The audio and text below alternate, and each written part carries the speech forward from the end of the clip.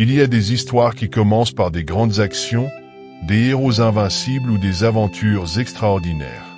Mais cette histoire débute par un simple café. Dans une petite ville italienne, où les rues pavées résonnent des pas des habitants chaque matin, une tradition perdure depuis des générations, le café suspendu. Un geste d'une simplicité apparente, mais dont l'impact est souvent inimaginable. Imaginez un matin ensoleillé, où l'air est rempli du parfum enivrant du café fraîchement moulu. Le son des cloches de l'église résonne doucement au loin, et les habitants se dirigent vers leur café préféré pour débuter leur journée. C'est ici que se déroule notre histoire, une histoire qui démontre que la vraie richesse ne se mesure pas en argent, mais en actes de bonté et de générosité.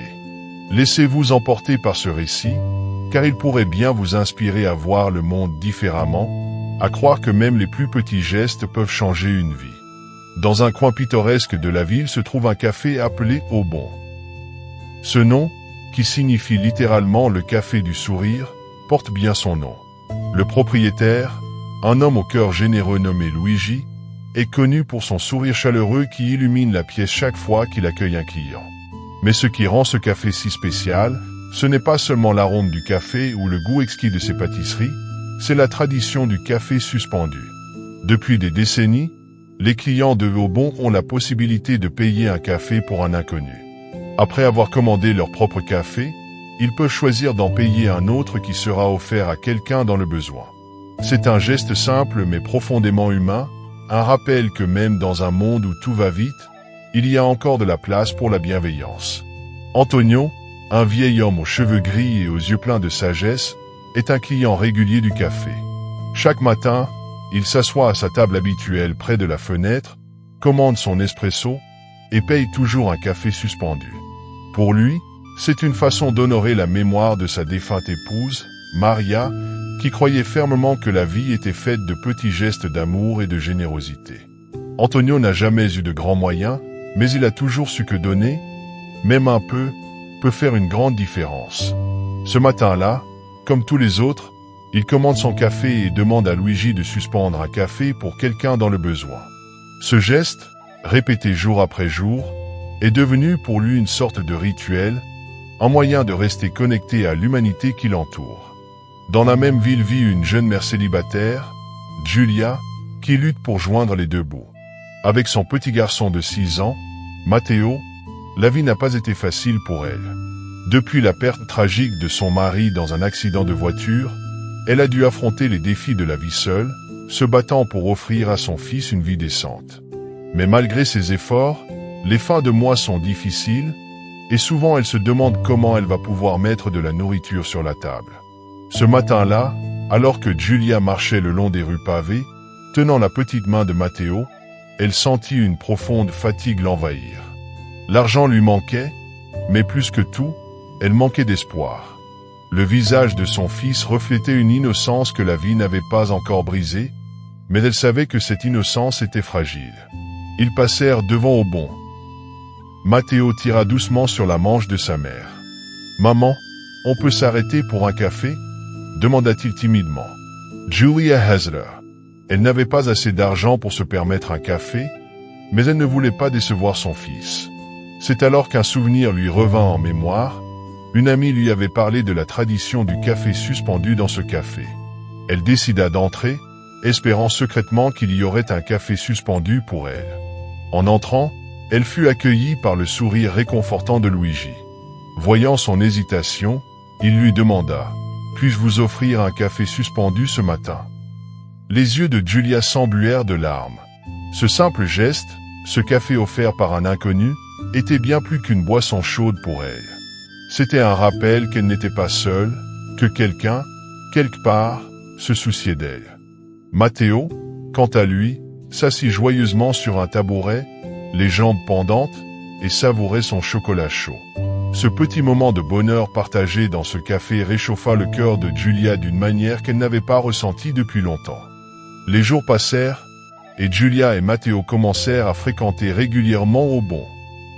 Chaque matin, ils espéraient qu'il y aurait un café suspendu pour eux, et chaque matin, ils étaient accueillis avec la même gentillesse.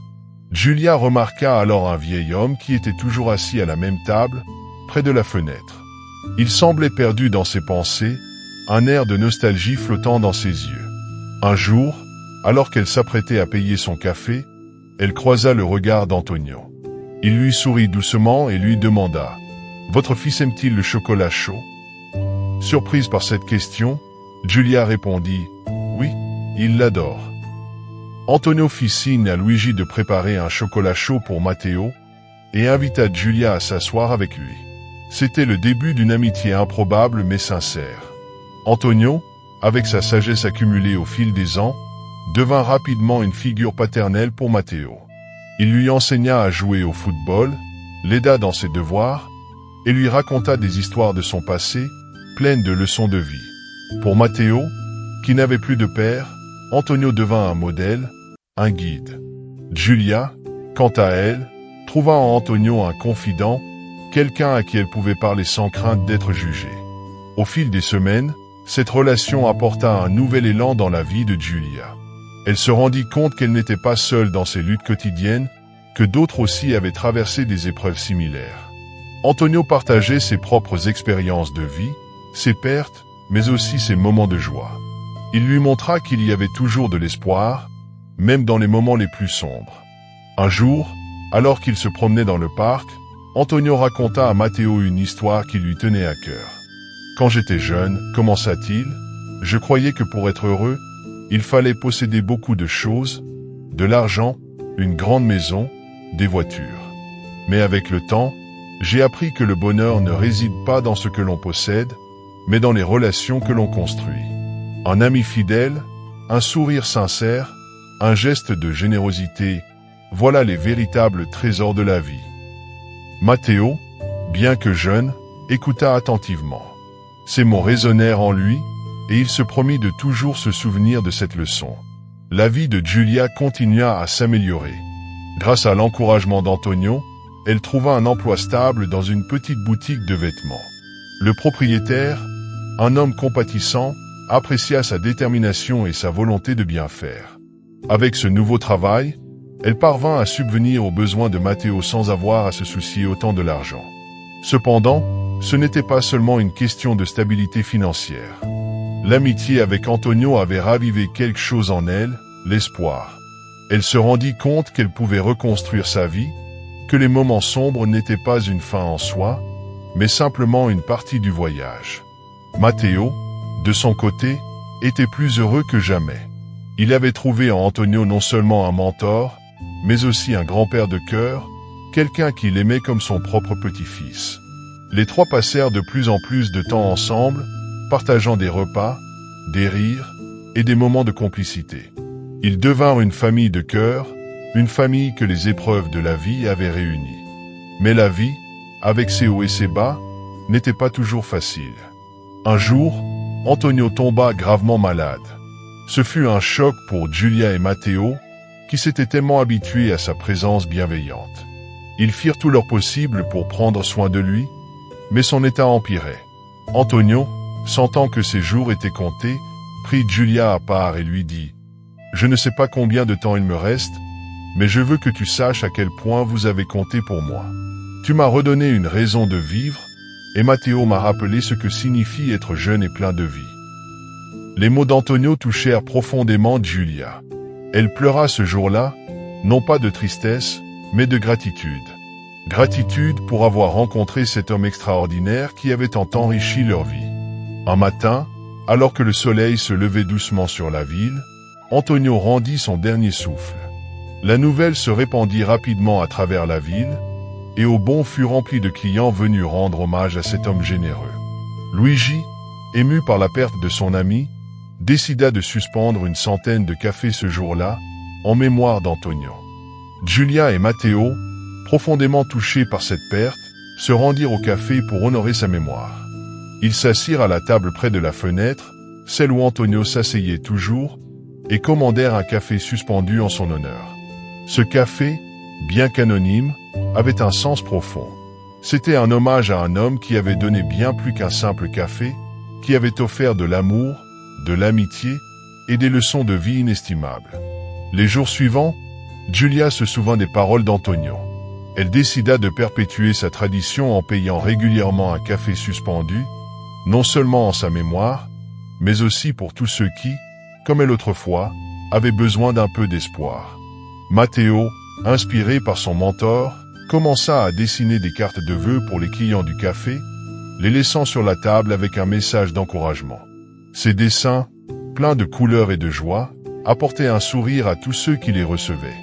L'histoire de Giulia, Matteo et Antonio est un rappel puissant que la générosité peut prendre de nombreuses formes. Un café suspendu, une oreille attentive, un mot gentil, tout cela peut transformer une vie.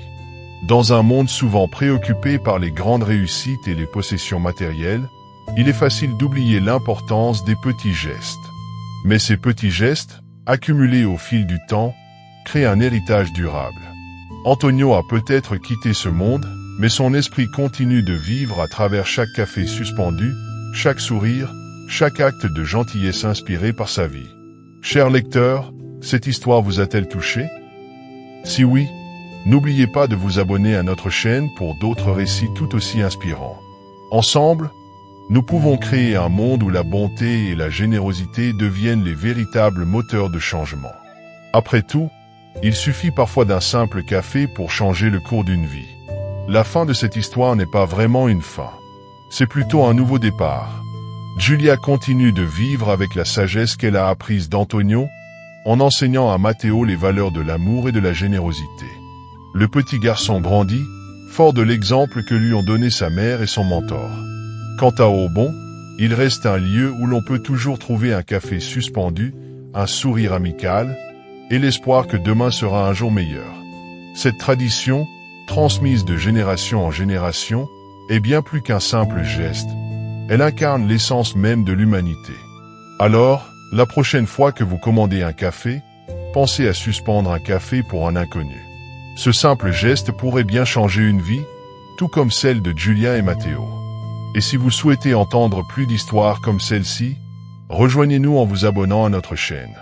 Ensemble, continuons de propager la gentillesse, une tasse de café à la fois.